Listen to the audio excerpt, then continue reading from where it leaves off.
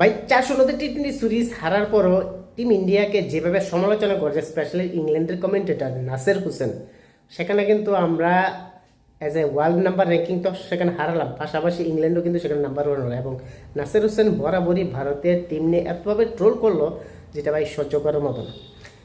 Number 1, team ইন্ডিয়ার ব্যাটাররা যখন 6 মারতে পারতো না তখন সে কমেন্ট্রি করতো যে এটা ইন্ডিয়ান গ্রাউন্ড না, এটা ইংল্যান্ডের বড় মাঠ।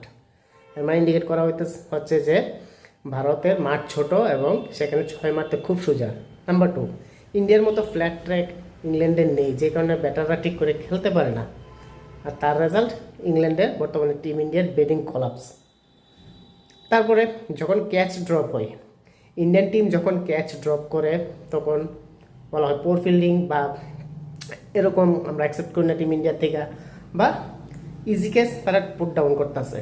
কিন্তু ইংল্যান্ডার্স যখন ক্যাচ ড্রপ করে তখন নাসির হোসেন অন্যভাবে যোগ যে আকাশে মেঘ ছিল এবং বলটা অনেক দূরে ছিল, সেই কারণে অ্যাডজাস্ট করতে পারেনি এবং ক্যাচটা ধরতে পারেনি। বাট তার এগেনস্টে কিন্তু ইন্ডিয়ান একমাত্র কমেন্টেটর দীনেশ কার্তিক কিন্তু সেই জবাবগুলি দিতেছে। যখনই বলেছে যে আকাশে মেঘ, তার জন্য হেরোব্রুক বলটা দেখতে পাইনি, শিবম দুবু যে ক্যাচটা ড্রপ করলো, তখন কিন্তু দীনেশ কার্তিক তারপরেই তাকে রিপ্লাই দিল যে আকাশ কোনো ক্লাউড নেই, তাহলে ধরতে পারলো না কেন। তারপরে কিন্তু বলতেই বন্ধ। এ হলো ইংল্যান্ড, যারা নিজেদেরকে ক্রিকেটে এতভাবে না কুচিয়ে রাখে অন্য কোনো টিমকে তাদের সঙ্গে তুলনা করতে চায় না। ভারত বরাবর 2বার বেশি চ্যাম্পিয়ন, এটা তাদের হজম হচ্ছে না।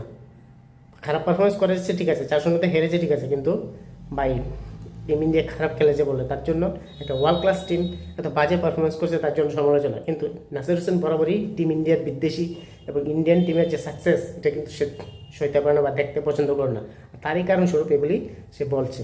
আপনারা কি বলেন?